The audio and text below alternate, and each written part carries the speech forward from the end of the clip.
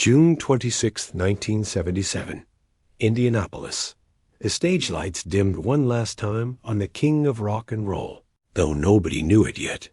In less than 2 months, Elvis Aaron Presley would be gone forever, but on this sweltering summer night, he stood before 18,000 souls, his voice trembling with an emotion that seemed to reach beyond the music itself. What happened in those final moments would haunt everyone who witnessed it, a performance so raw, so prophetic, that it felt like watching a man say goodbye to the world. The song he chose to end with wasn't just his finale for the evening. It was his farewell to everything he had ever been. The backstage area of Market Square Arena buzzed with the familiar chaos that always surrounded an Elvis concert, but something felt different that night. Makeup artists noticed how his hands trembled as they applied foundation to cover the pallor that had become his constant companion. His breathing was labored, each intake seeming to require tremendous effort, yet his eyes still held that spark, that indefinable quality that had made him a legend. Mr. Presley, 5 minutes, called his stage manager the same phrase that had preceded thousands of performances over 2 decades. But tonight, those words seemed to carry the weight of finality, though no one could have known why. Elvis stood before the mirror in his dressing room, adjusting the collar of his white jumpsuit, the same style that had become his trademark in these later years. The fabric, once fitted perfectly to his lithe frame, now stretched differently across a body that bore the accumulated toll of fame, prescription drugs, and a lifestyle that had spiraled beyond his control. He touched the golden eagle embroidered on his chest, a symbol of the soaring heights he had reached, yet also a reminder of how far he could fall. The screams from the crowd penetrated even the thick walls of the arena's backstage area. 18,000 people had come to see the king, to witness the magic that only Elvis could create. They had traveled from across the Midwest, some saving for months just to afford a ticket. Mothers brought daughters, fathers brought sons, all united in their love for the man who had changed music forever. But Elvis knew something they didn't. His body was failing him, his voice sometimes betraying the power it once possessed effortlessly. The pills that were supposed to help him sleep, help him wake up, help him perform, had become both his salvation and his prison. He had tried to quit, tried to reclaim the young man who had first stepped into Sun Records 33 years earlier, but the weight of being Elvis Presley, the icon, the legend, the king, had become too much for one man to bear.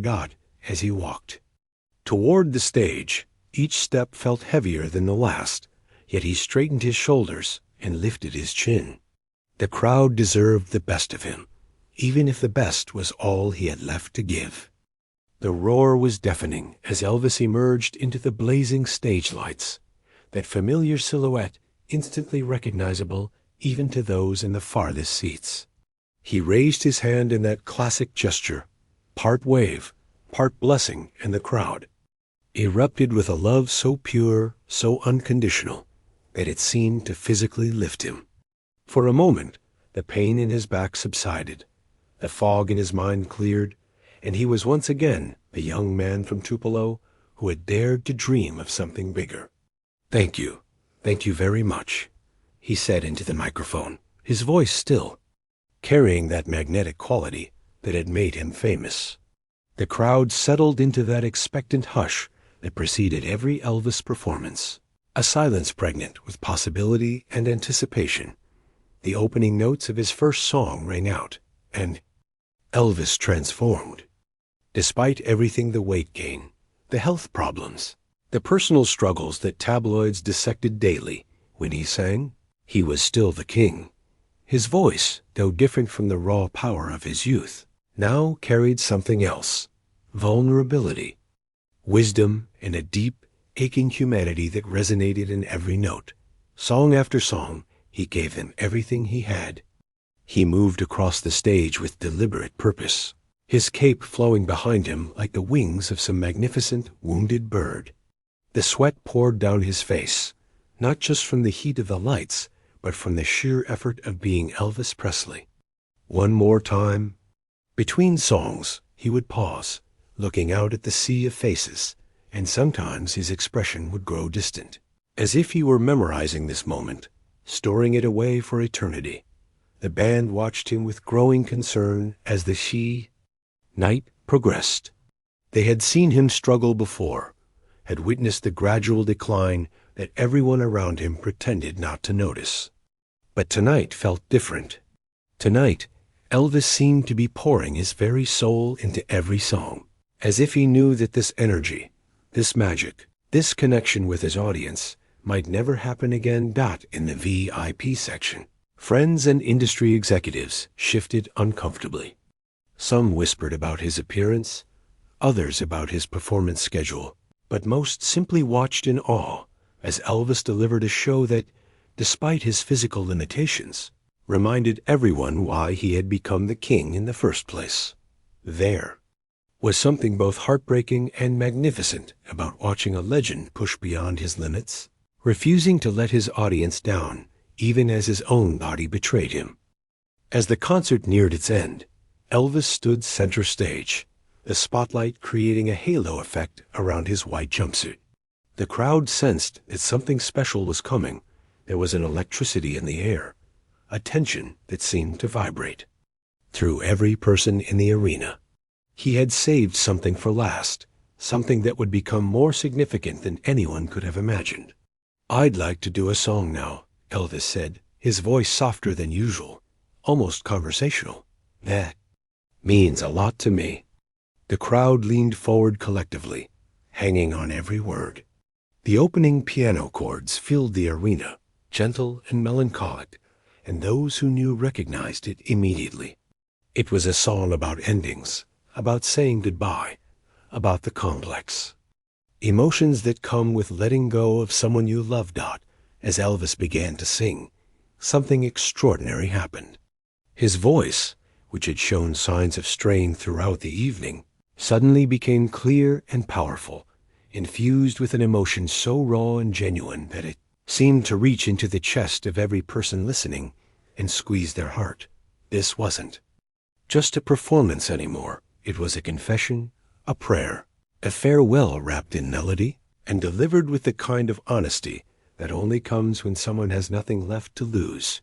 The band members exchanged glances, recognizing that they were witnessing something unprecedented. Charlie Hodge, Elvis's longtime friend and stage companion, wiped tears from his eyes as he watched his friend pour everything he had into this moment. The backup singers, the sweet inspirations, felt goosebumps rise on their arms as Elvis's voice soared and dipped, carrying pain and beauty in equal measure. In the audience, grown men wept openly. Women clutched their hearts as if trying to hold on to something that was slipping away. Children who had come with their parents sensed the gravity of the moment, even if they couldn't understand why the adults around them were crying. This was more than entertainment. This was witnessing a human soul laid bare, vulnerable and magnificent in its honesty. Elvis closed his eyes as he sang, his face reflecting decades of joy and sorrow, triumph and tragedy. Every broken relationship, every missed opportunity, every moment of loneliness that came with being the most famous man in the world seemed to pour out through his voice. He was singing not just to the crowd, but to everyone he had ever loved and lost, to the young man he used to be, to the dreams that had both elevated and destroyed him. As the final notes faded into silence, Elvis stood motionless for a long moment, his chest rising and falling with the effort of what he had just given. The arena was completely quiet. 18,000 people held in suspended animation, afraid to break the spell that had been cast. Then slowly the applause began. Not the frenzied screaming that usually accompanied his performances, but something deeper, more reverent, like the sound of worship. Elvis opened his eyes and looked out at the crowd one last time. His gaze seemed to touch each person individually, a final connection between the king and his subjects. He raised his hand in that familiar gesture, but this time it felt different, less like a greeting and more like a benediction. "Thank you," he whispered into the microphone, but the words carried the weight of a lifetime of gratitude for the love he had received from millions of strangers who had become his extended family. He walked to the edge of the stage and began tossing scarves to the reaching hands below, a ritual that had become part of every Elvis performance. But tonight, each scarf seemed precious, a tangible piece of the legend being given away. Women sobbed as they caught these small tokens, somehow sensing that they were receiving more than just a souvenir. They were being given a piece of history. Backstage, the atmosphere was somber despite the successful show. Band members and crew, who had worked with Elvis for years, stood in small groups, their usual post-show celebration muted by something they couldn't quite name. Elvis himself seemed drained but oddly peaceful, like a man who had just completed a task that had been weighing on him for years. He changed out of his jumpsuit slowly, hanging it carefully in his wardrobe case, the white fabric stained with sweat and sequins dulled by the stage lights would never be worn again. As he prepared to leave the arena, Elvis paused at the stage door and looked back one last time at the empty stage, where he had just given everything he had to give. The buses pulled away from Market Square Arena in the early hours of June 27th, carrying the Elvis Presley show toward what everyone assumed would be the next city, the next performance, the next chapter in an ongoing story. But some stories must end, and sometimes the greatest artists know when their time has come to take their final bow. 52 days later, the world would learn that Indianapolis had witnessed something far more precious than just another concert. They had seen the last time Elvis Presley would ever perform for a live audience.